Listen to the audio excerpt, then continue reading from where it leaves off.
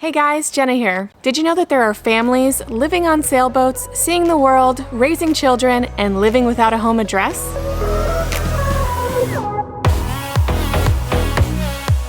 Have you ever wondered what's that lifestyle really like? And can it be as charming and beautiful as they make it seem? Well, in today's video, we're gonna find out, because I've teamed up with a popular YouTube channel featuring a family that's been living on open water for several years. First, they're gonna take us on a short tour of their boat, and then they're gonna talk about the biggest challenges or downsides of living on a sailboat. I think it's really important to know all of the aspects of an alternative lifestyle before you decide to pursue it, which is why I'm featuring this video on my channel, and I did the same for my tiny house lifestyle. But first, I'd like to thank Nomad Internet for sponsoring this video. Nomad is the only truly unlimited internet you can use in rural areas and while on the road. Stay connected wherever you are without any extra fees. To find out more, check out the link in the description.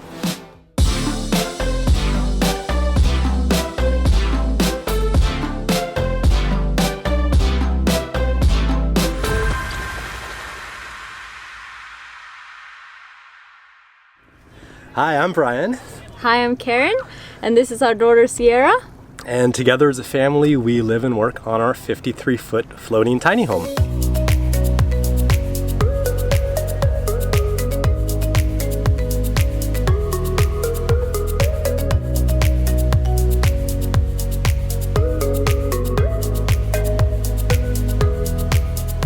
For the last decade, I've been sailing around the world with my lovely wife Karin, and lately our 1-year-old baby Sierra. I absolutely love living on a sailboat. It's something very unique. You get to bring all your creature comforts with you, traveling around the world. Being so connected to nature is really, really special.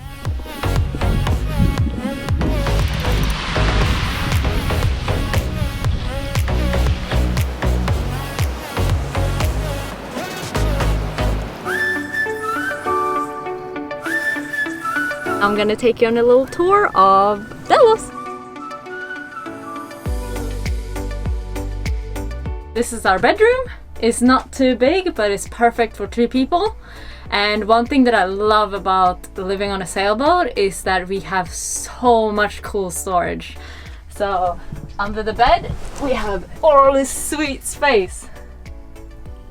Another really cool thing is that most of our furniture is built in.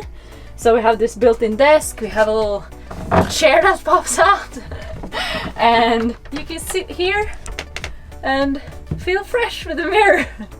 And more storage, of course. So this is our head. In a normal house you would call it a bathroom. It is very small, but it have everything that you would have in a normal house. It actually doubles as a shower as well. So moving forward, this is our spare bed. If we have guests coming, they can stay in here. And now Brian is going to show you our galley.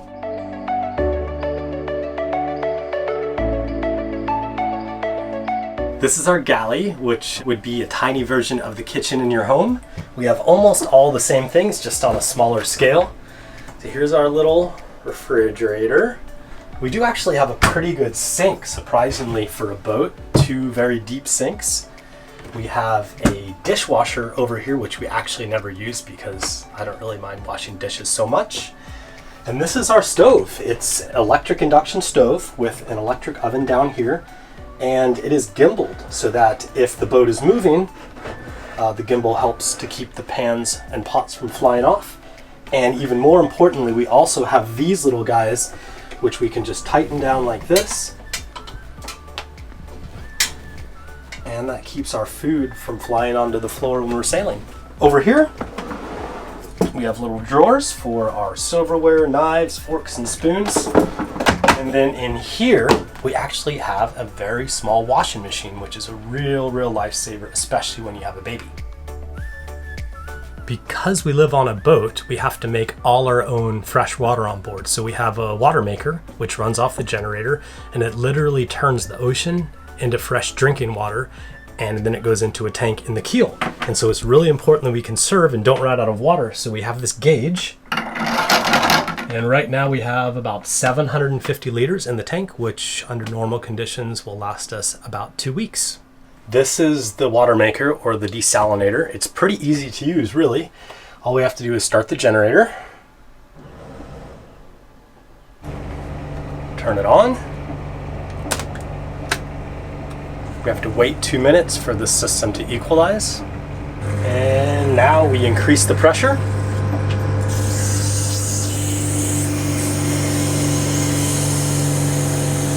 And that's it. Now we're making fresh water, and every hour we run this machine gives us enough water to last us for 4 days.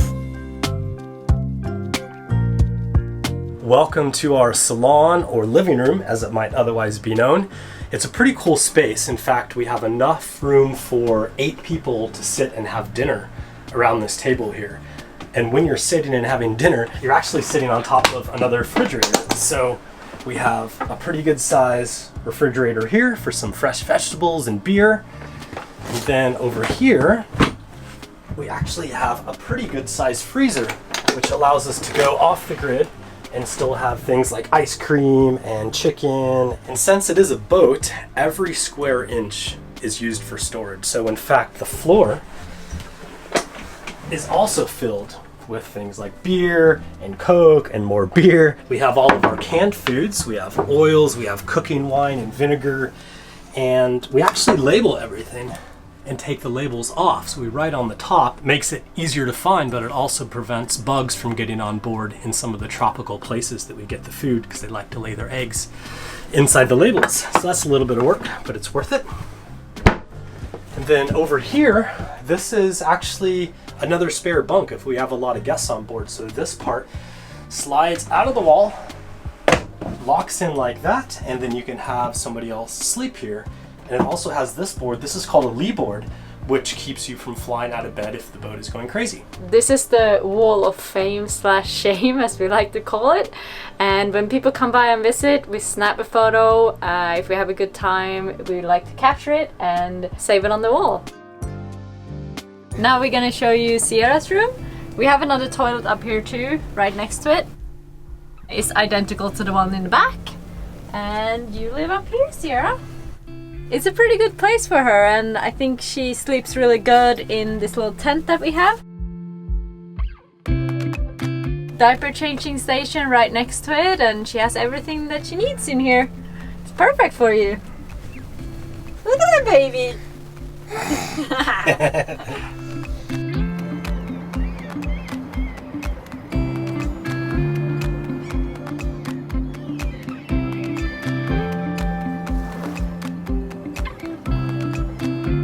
This is our cockpit when we're sailing. So this is a nice, comfy, protected seat where we can steer the boat from.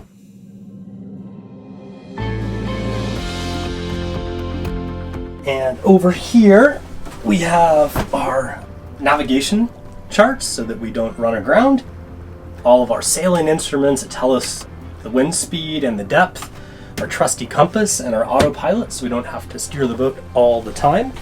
And when we're at anchor, this actually becomes our outdoor living room. If you look at this, we actually have a table that conveniently folds out like this, and it gets big enough we can fit quite a few people around there for dinner and cocktails in the afternoon, which is super cool. And down here is my office. This is really the heart and soul of the boat. We have everything that we need to live comfortably. We have an engine, a main engine that runs off diesel that we can use when there's no wind. We have a generator here if we don't produce enough power from the solar and the wind. We have a hot water heater, dive compressor, and all the machinery and pumps for the toilets and the sinks and the showers and everything lives down here. So it's really easy for me to work on it when stuff breaks, which does happen quite often.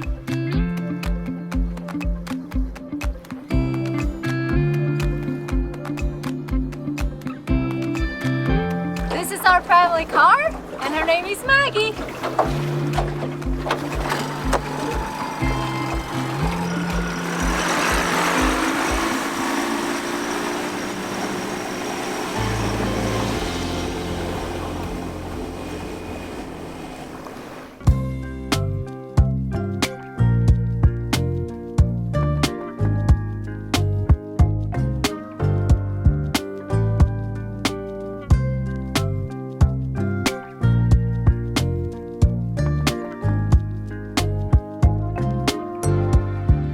So one of the really big challenges that I find living on a sailboat is definitely the weather. The weather, Look at this squall!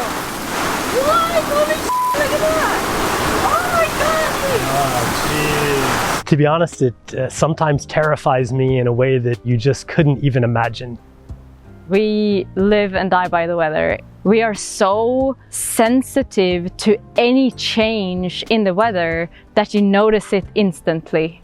You have to be constantly ready to take action when the bad weather comes. The weather does whatever the weather wants to do. And I think that's something that I struggle with sometimes when you just want to relax. An hour later, it can get extremely uncomfortable and also quite dangerous. We go to extreme lengths. We often will sail great distances to move the boat to places where we should not be affected to storms. It is part of our lives through and throughout. You know, the weather is something that dictates whether we can get from the boat to the shore or whether our house is a complete disaster or a comfortable oasis.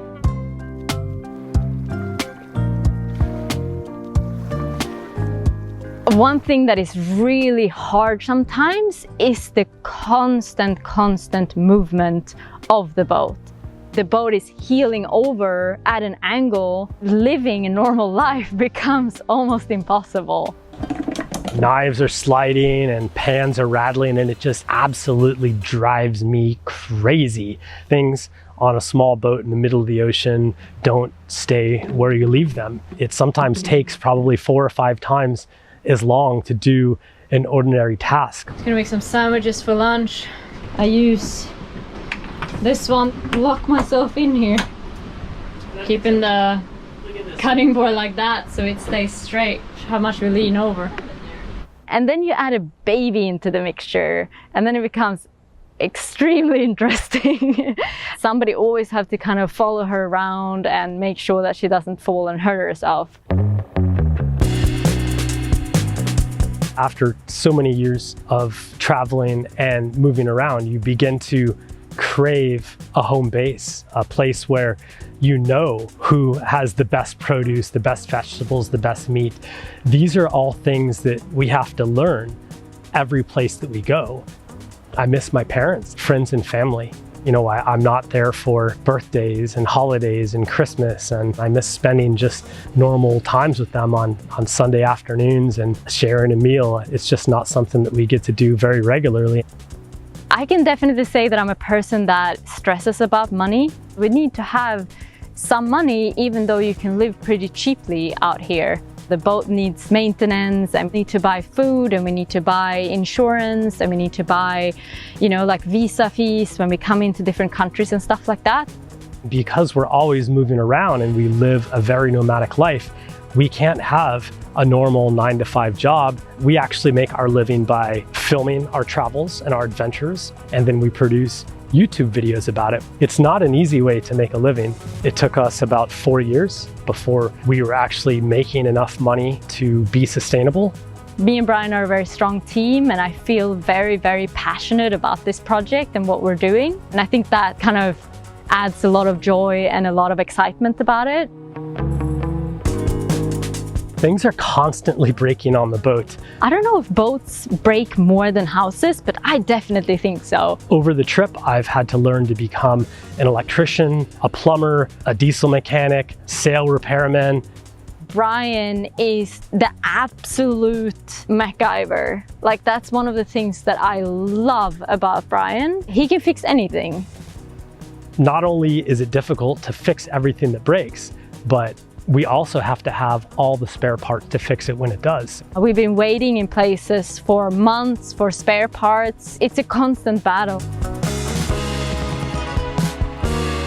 Since we typically sail in the tropics, it's always a very hot and humid environment, which is not conducive to keeping, you know, perfectly fresh and ripe food. We sometimes can go weeks or maybe even months between provisioning runs.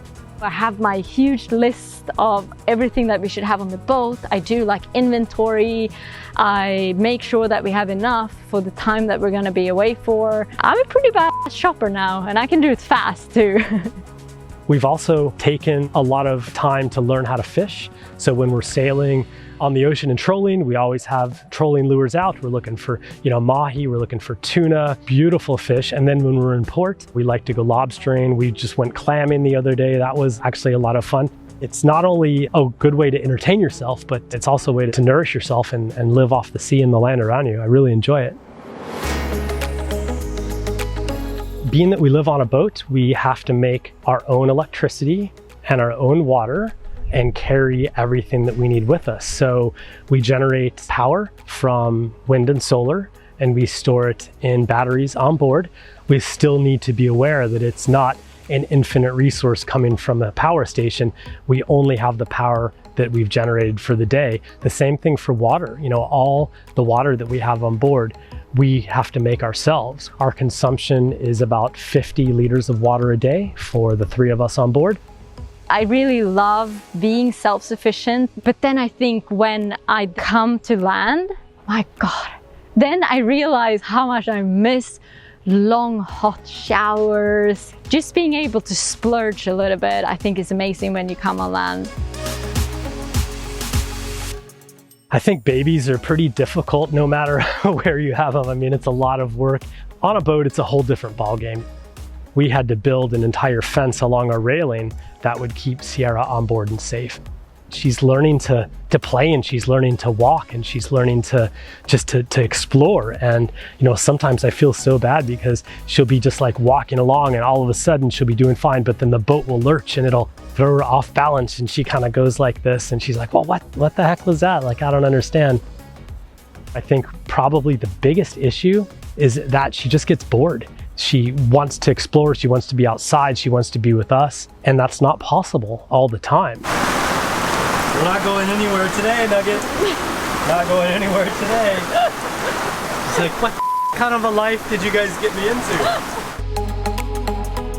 Everything that we have with us, we're accountable for disposing properly. If you use the toilet, it goes into a tank that we then have to sail around with until we can get out well offshore into deep water and get rid of it, or we can find a marina or a pump out station.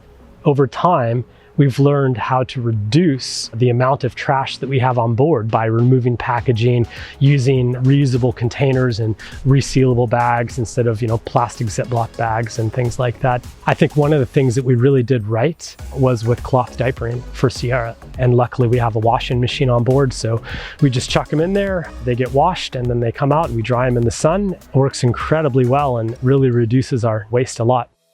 Living on a boat is definitely full of challenges, but it's an amazing lifestyle and we love it very much. Wouldn't trade it for anything. And if you want to follow along on the adventure, head to YouTube or Instagram or Facebook and find us there. SV Delos. SV Delos. Thank you. Bye. Thanks for watching this week's video. Make sure to subscribe and check back soon for more alternative lifestyle and tiny house videos.